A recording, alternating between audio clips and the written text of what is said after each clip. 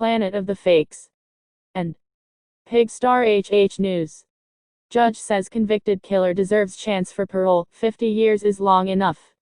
Robert C. Cook at his sentencing hearing Oct. 30 in Oakland County Circuit Court. Robert C. Cook has spent nearly 51 of his 68 years locked up in the Michigan prison system, sentenced to live out the rest of his days there for first-degree murder. Recently, an Oakland County judge decided otherwise. Citing review of case history, reports on behavior in prison and other factors, Judge Martha Anderson of Oakland County Circuit Court has resentenced Cook to 40-60 years in prison with credit for time served, making him eligible for parole. Is 50 years enough? I do believe 50 years is long enough, Anderson said at the conclusion of an Oct. 30 resentencing hearing.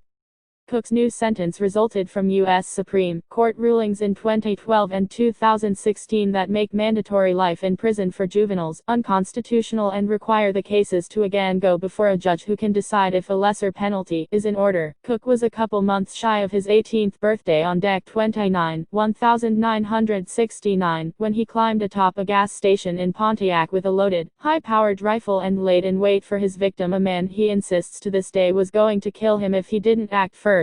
A shot fired by Cook tore into Lloyd Tanner, a 24-year-old, who Cook knew from a Pontiac motorcycle gang. Tanner died about 4 months later, having undergone several surgeries and developing infections tied to the bullet wound. Prosecutors heightened Cook's charge to murder, and following a jury trial he was found guilty in 1971. Cook didn't deny shooting Tanner, but believed it was justified. More than 5 decades after the slaying, Cook hasn't changed his mind. Convicted murderer Robert C. Cook tells Judge Martha Anderson that his case wasn't properly investigated. Eileen Wingblad/Media Use Group. Prior to Anderson's ruling last Friday, he discounted claims by prosecutors that it was a revenge killing after being humiliated by Tanner and another gang member.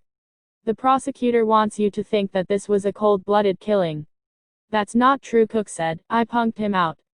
Cook, who filed a number of appeals over the years, asserts that the case was not properly investigated, and that the shooting happened because his life had been threatened after he stopped Tanner and another man from raping a female acquaintance in Pontiac. He was simply following the rule of the streets back then, he said. I punked him out. That's what started this whole thing then. I stopped him from getting me first, Cook said. Cook also told the court that he feels his debt to society has been satisfied and that he poses no threat. Thank you very much. Go to www.amer-eka.com